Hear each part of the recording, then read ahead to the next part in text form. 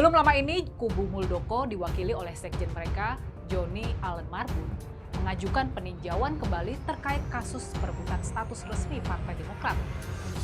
Apakah masih dipegang oleh kubu AHY sebagaimana diputuskan rangkaian sidang pengadilan sebelumnya? Atau bisa berubah ke kubu Muldoko? Joni Allen Marbun mengklaim kubunya punya bukti-bukti baru sehingga mengajukan peninjauan kembali ke Mahkamah Agung. Mereka meminta MA untuk memutuskan pihaknya sebagai Partai Demokrat yang resmi dan harus diakui oleh pemerintah. Karena diketahui bahwa Muldoko ternyata mengajukan peninjauan kembali atas status kepengurusan Partai Demokrat.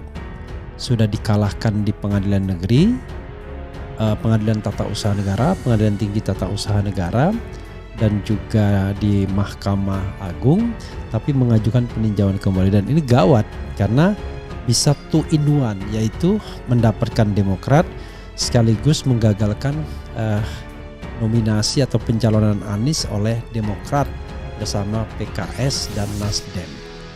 Kalau Demokrat dicabut atau cabut, maka suaranya tidak cukup lagi 20%. Nah, inilah tragedi presidential threshold itu yang terus-menerus kita tentang sesungguhnya. Bahwa mereka misalnya segera didesak untuk bikin sekber bersama, ya itu semua orang paham.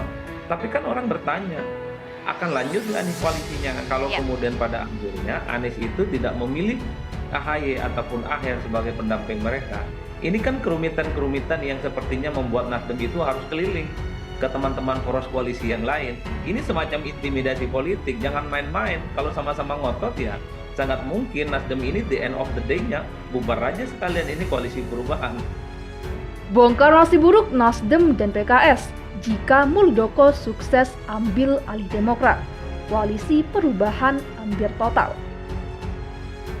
Langkah kudeta yang diduga dilakukan oleh Muldoko melalui peninjauan kembali atau PK ke Mahkamah Agung terkait Kongres Luar Biasa Partai Demokrat diprediksi bakal mengancam koalisi perubahan jika nantinya benar-benar dikabulkan. Jika nanti Muldoko sukses merebut Demokrat dari tangan Agus Harimurti Yudhoyono, dipastikan Nasdem dan PKS akan ikut terdampak. Ini tidak hanya mengancam Demokrat, tapi koalisi perubahan juga terancam bubar, kata pengamat politik dari Universitas Al-Azhar, Ujang Komarudin saat dihubungi Akurat.co pada Rabu. Menurut Direktur Eksekutif Indonesia Political Review itu, PK kubu Muldoko CS bagian dari risiko yang harus ditanggung teman koalisi yaitu Nasdem dan PKS. Ini risiko yang harus ditanggung bersama-sama, apapun hasilnya, ucapnya. Ujang lantas menyoroti dugaan kasus korupsi Bis Trans Civil Station atau BTS yang melibatkan Menteri Komunikasi dan Informatika Johnny G. Plate yang merupakan kader Nasdem. Menurutnya, hal tersebut juga akan berdampak kepada koalisi perubahan yang harus ditanggung Demokrat dan PKS termasuk bakal capres yakni Anies Baswedan. Jadi semuanya mempunyai resiko masing-masing. Dugaan korupsi Johnny juga berpotensi mengganggu koalisi perubahan, ujarnya. Sebelumnya Ketum Demokrat yakni AHY menyebut Kepala Staf Kepresidenan atau KSP Muldoko mengajukan kembali PK atas keputusan Mahkamah Agung terkait kudeta Ketum Partai Demokrat. AHY mengatakan pengajuan PK tersebut usai partai berlambang bintang merah itu menyatakan mengusung Anies Baswedan sebagai bakal calon presiden atau baca pres.